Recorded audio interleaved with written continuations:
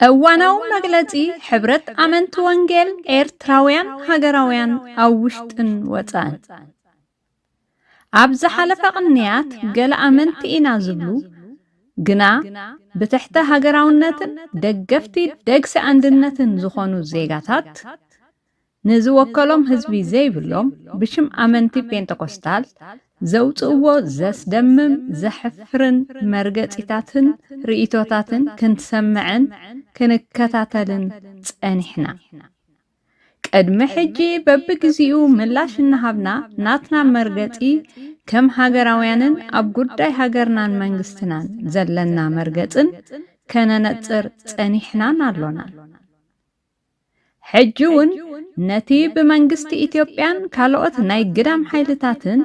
ዝገብርዎ ኩሉ ዝዓይነቱ ሚስጥራዊ ይኹን እውጅ ጸቕጥታትን ስጉምትታትን ብትሪ እናኾነና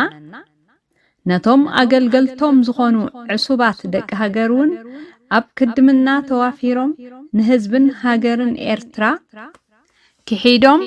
ደም ዘንብዑ ዘለዉ ናብ ልቦም ክምለሱን ክንስሑን ሃገራዊ ጻውዒትናን ምሕጸንታናን እናቕርብ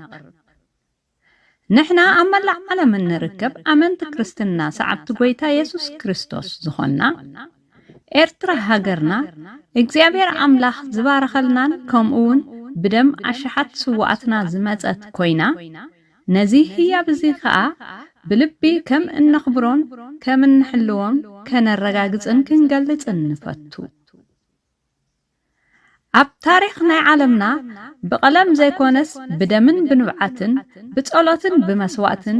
ዝተጻሕፈ አጋጣሚታት ብዙሕ እኳ እንተኾነ ናጽነት ኤርትራ ግን ሓደ ካብቶም ኣዝዩ ክብር ዋጋ ዝሓተተ ህሞታት ምዃኑን ነመዕቃቡን ምውሓስ ቀጻልነቱን ዝግበር ኩሉ መዳያዊ ብንጥፈት ኩሉ ዜጋ እዛ ሃገር እጃሙ ኸበርክት ከም ዘለዎውን ናምነሉን ቅርብነትና ነረጋግጸሉን ሓቂ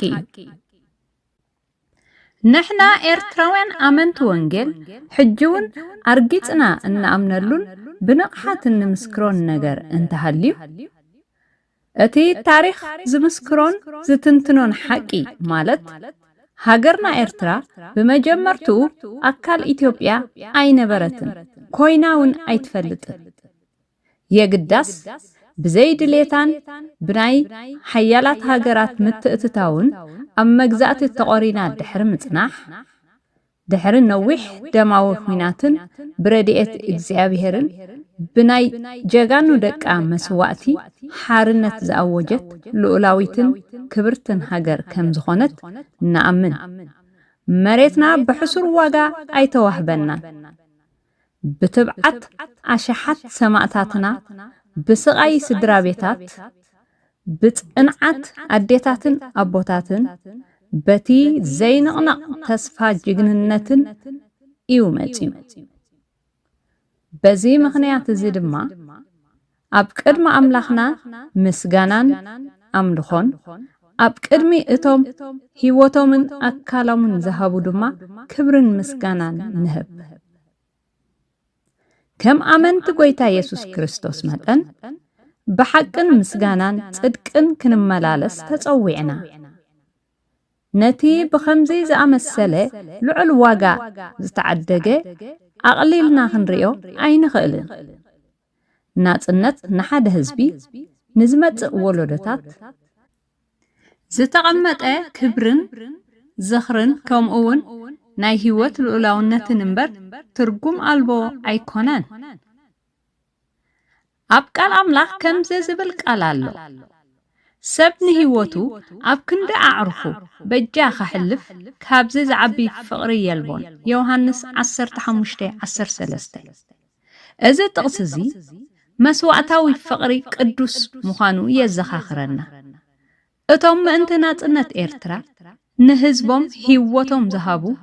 ኣብ ታሪኽ ፈጺሙ ክንርስዖም ዘይግባእ ፍቅሪ አርዮምና እዮም ሓሊፎም ኤርትራ ኣብ ልብ ደቃ ዓብ ክብር ኣለዋ ስለ ዝኾነ ኸዓ ሃገርና ዋላኳ ግዚያዊ ዝኾነ ብመከራን ብናይ ግዳም ተጻብኦታት እንተሓለፈት نحنا خم أمنتي هاجرنا نناي مانم ناي وطاي حيلي نمشتا أحلفنا أين هبن غلاطيا حموشتي حادة حرام أنت خنكونسي كريستوس حرنت أوطينا يمو سلازي تصنعو كم بحدش برعوت بارنت أي تقورون يبلنا ناتنت كبوري كخبرن كحلون بتقبب كذكرن علوه كله إرتراوي بفلاي دما أتوم سعبت كريستوس نايز حلفة أنزان شجرن كنذكر نتي هي باتنا بمسجانا كافشاران مفل العين الجسنا بفقرن بناي سناي دليتن أب حدنا كنم مع عدن سلها جرناون كنت ألن نتسوى